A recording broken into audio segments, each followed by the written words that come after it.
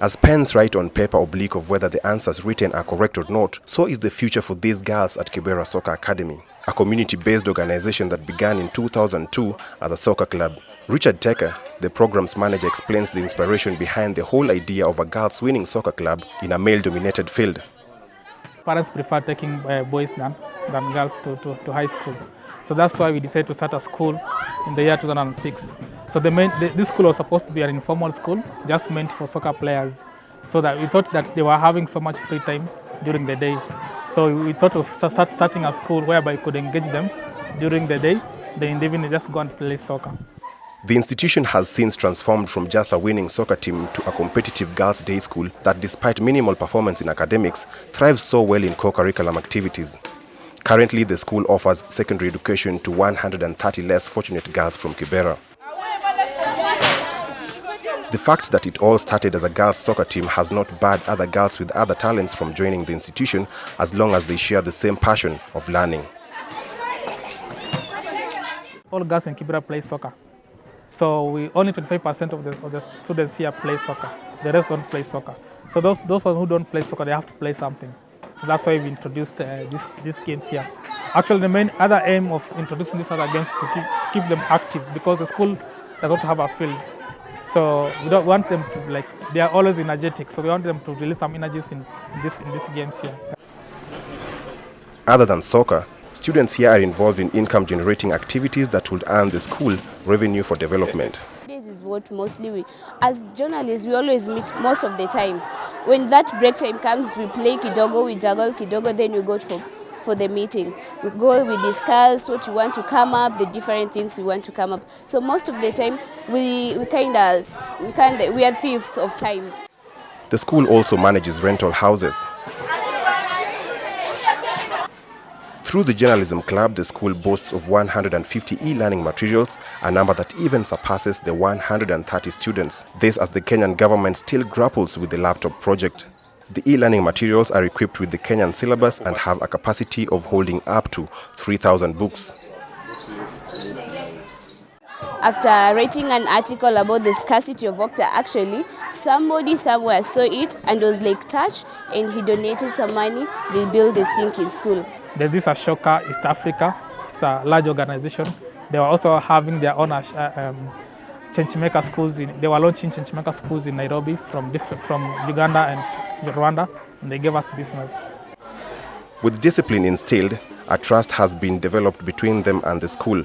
They are allowed to carry these devices home. They are also encouraged to share them with the students from other learning institutions.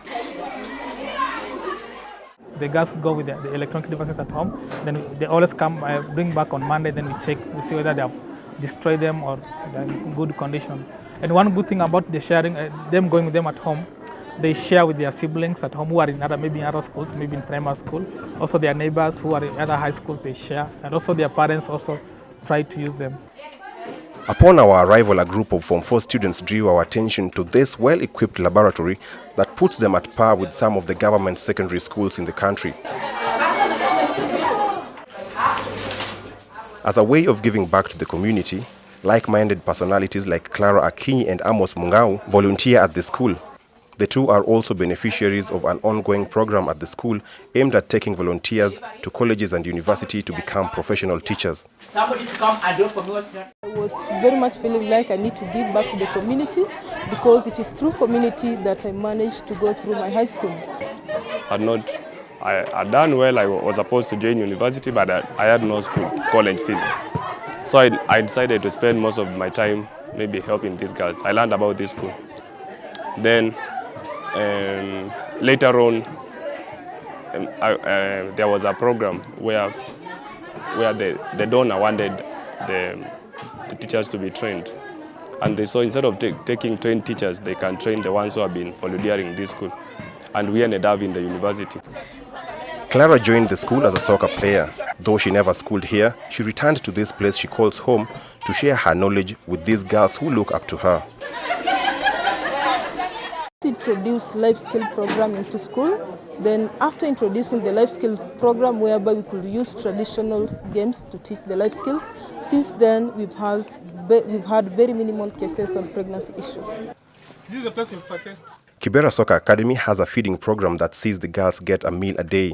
The meal is also prepared by the students themselves and volunteer parents.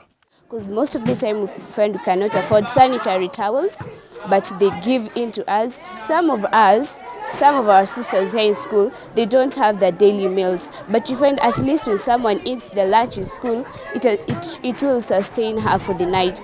So actually being in this school is the best experience, and it's the best school because it's not just a school, but it's a family. Come the year 2015, the school intends to put up boarding facilities for these girls. A mixed school that will include boys and girls is also coming up, courtesy of the volunteer parents. Kibera Soccer Academy was founded by Abdul Kasim with the help of his grandmother, who donated the land where the school was built. Kasim has a passion for the girl child education, and through his initiative, many girls in the slums look up to a brighter future. Teachers here also hope that things will be better in the near future. Wonderful. And what about in this case, we are asked for instance?